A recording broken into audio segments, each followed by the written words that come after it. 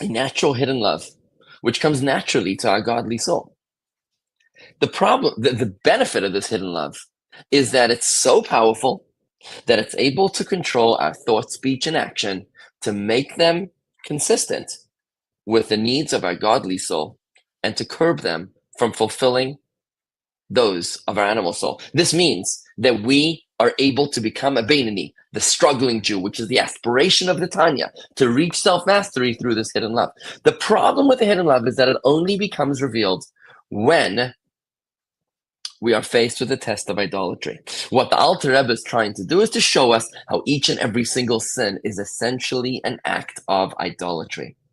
So after explaining in the previous chapter how we can become intimate with God through Torah and mitzvahs, today we're explaining the other side of the coin, how we become separated from God through sin.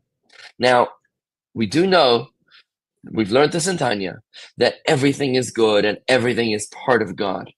The only time that a person is separate from God is if he fails in his freedom of choice and he makes the wrong choice. God gives us the ability to make the wrong choice and to see things from the wrong perspective, but essentially everything is connected to God and everything is part of God unless we make the wrong choice. So while mitzvahs and Torah are the ultimate purpose of God, which is why his energy is seamlessly integrated with each mitzvah and with Torah, so that when we study a mitzvah, study Torah, or perform a mitzvah, we are connecting with God's energy. The antithesis of that is sin.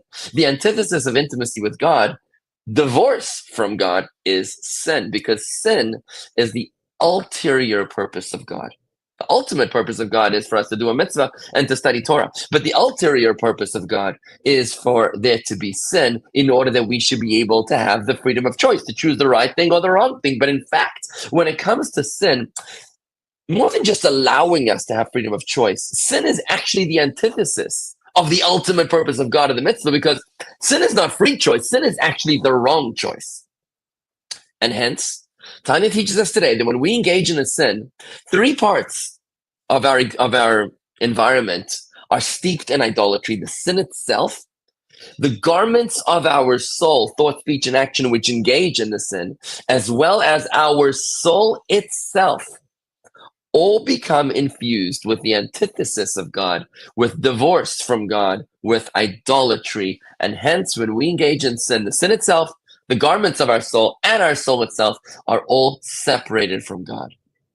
The Alter Rebbe takes us one step further in today's Tanya, as he points out to us that sin is actually worse than idolatry. You see, idolatry is just doing its job.